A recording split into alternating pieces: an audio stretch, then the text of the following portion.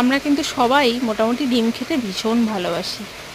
আর ঘরে কোনো কিছু না থাকলেও যদি এই ডিমটা ঘরে উপস্থিত থাকে তাহলে কিন্তু ডিমের ঝোল, ডিমের কারি এসব প্রত্যেকটা বাড়িতে হয়েই থাকে।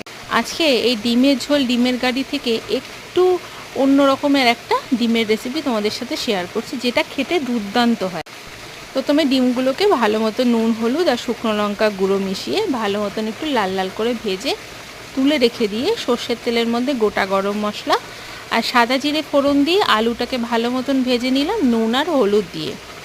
এবার পেঁয়াজ কুচি করেছিলাম, দুটো পেঁয়াজ, সেই আলুর মধ্যে পেঁয়াজ কুচিটা দিয়ে খুব ভালো মতন ভেজে নিয়ে একটা মশলা তৈরি করে রেখেছিলাম, যেখানে বেশ কিছুটা রসুন, আদা, টমেটো আর ছিল লঙ্কা।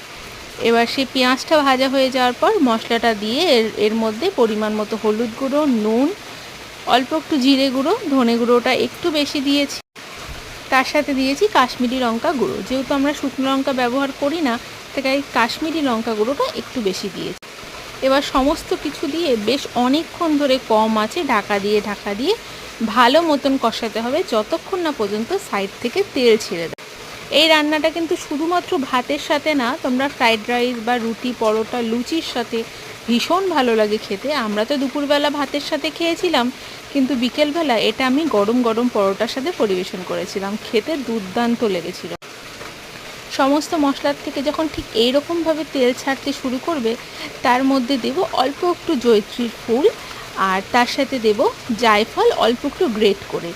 খুব বেশি দেব না, যেহেতু জায়ফলটা একটু বেশি দিলে পারে স্বাদটা বদলে যায়, তার জন্য জায়ফলটা সামান্য একটু দিয়ে ভালো মতন আবারও কষিয়ে পরিমাণ মতো জল দিয়ে দেবো। আর সেদ্ধ যে ডিমগুলো ছিল ভাজা, সেই ডিমগুলো দিয়ে দেবো। এবার সমস্ত কিছু বেশ অনেকক্ষণ ধরে ফুটতে দেবো। যেহেতু আলুগুলো মোটামুটি সেদ্ধ হয়ে গেছে ভাজতে ভাজতে, তাই খুব একটা বেশি কিছুর আমার প্রয়োজন নেই এখন আর কষানোর।